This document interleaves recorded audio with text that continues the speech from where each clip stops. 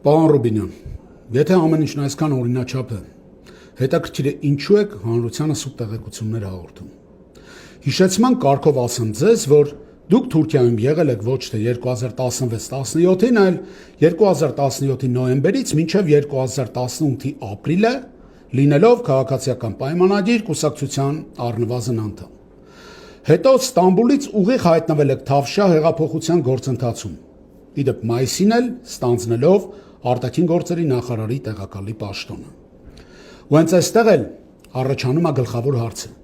թե ինչպես Թուրքիայի օրակարգը փուլ առ փուլ մտավ Հայաստանի քաղաքական օրակարգ։ Ստամբուլի քաղաքական կենտրոնը, որտեղ դուք հետազոտություններ եք անցկացրել, համարվում է Թուրքիայի ամենահզոր ուղեղային կենտրոններից մեկը, որտեղ մշակվում են քաղաքական գաղափարներ, ձևավորվում է ազդեցության ցանցեր, պատրաստվում պետական քաղաքական առաջարկներ։ Սա անհերքելի փաստ է։ Նույնը կարելի ասել Քադիր Հասի միջազգային եւ եվրոպական հետազոտությունների կենտրոնի մասին, որտեղ դուք նույնպես եղել եք։ Իսկ ավելի պարզ, դրանք սովորական համալսարաններ չեն, ու այստեղ դիպլոմներ չեն տալիս։ Այս հարցում դուք 100% իրավացի եք։ Այնտեղ ընտրում են մարդկանց, ովքեր կարող են ապագայում ազդեցություններ ունենալ այն քաղաքականության վրա, որը որ մշակվում է այդ կենտրոններում։ Մարդկանց մտցնում են որոշակի աշխատանքային միջավայրի մեջ, սկզբում։ Հետո նրանց տալիս են հետազոտությունների թեմաներ, գաղափարներ, կապեր եւ ձևավորում մտածելակերպ։ Սովորեցնում են, թե ինչպես նայել խնդրին, ինչ բառերով խոսել եւ որ լուծումները համարել ճիշտ։ Եվ ամենավտանգավորն այն է, որ մարդը չի էլ զգում, թե ինչպես է փոխվում իր մտածելակերպը։ Ու հիմա ամենակարևորը, 2017 թվականի մայիս ամսին ձեր Թուրքիա մեկնելուց մոտ 6 ամիս առաջ Ստամբուլի քաղաքական կենտրոնը հրապարակում է մի հետազոտություն։ Այդ հետազոտության մեջ հեղինակը արձանագրում է, թե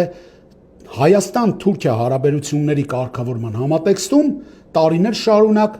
ինչ պահանջներ է ունեցել Թուրքիան։ Առաջին, հրաժարվել ցեղասպանության հարցից։ Երկրորդը, հրաժարվել տարածքային պահանջներից եւ երրորդը, Լեռնային Ղարաբաղի հարցը լուծել Ադրբեջանի օգտին։ Ձեր իշխանության տարիներին Արցախը հայաթափվեց եւ անցավ Ադրբեջանի վերահսկողության տակ։ Երրորդ հարցը լուծվեց Ադրբեջանի օգտին։ Իսկ մյուս երկու կետն էլ դուք պատրաստվում եք իրագործել սահմանադրությունը փոխելու միջոցով։ Պարոն Ռուբինյան, մի քանի ուղիղ հարց ձեզ։ Դուք այդ ժամանակ գիտակցել եք, թե որտեղ եւ ինչի համար եք գտնվում։ Գիտակցել եք, որ սա պարզապես ուսում կամ սովորական վերապատրաստում չէր, այլ թուրքական ուղեղային կենտրոնների մի միջավայր, որտեղ քննարկվում էին Հայաստան-Թուրքիա հարաբերությունները, տարածաշրջանային քաղաքականությունը եւ Թուրքիայի արտաքին քաղաքական շահերը։ Եթե գիտակցել եք, ինչու հանրությունը ամբողջությամբ չի տեղեկացվում այդ ծրագրերի իրական եւ ամբողջական բովանդակության մասին։ Վերջի վերջո դուք չեք զրախտում, որ այնտեղ աշխատել կամ գտնվել եք 5 ամիս։ Եվ ձեզ իրոք թվացել է, որ որևէ հիմնադրամ պարզապես անվճար հնարավորություն է տալիս ՔՊ կուսակցության նախկին մամուլի խոսնակին եւ վարչության անդամին ամիսներով Թուրքիայում հետազոտել երկու չափազանց զգայուն թեմա։ Հայաստան-Թուրքիա հարաբերությունները Սևծովյան տարածաշրջանի համատեքստում եւ Թուրքիայում ՀԿ-ների դերը ժողովրդավարացման գործընթացում։ Իմիջիայլոց որտեղ են այդ հետազոտությունները։ Ինչ քաղաքական առաջարկներ եք պատրաստել այդ ծրագրերի ընթացքում։ Մի բան հստակ է, դուք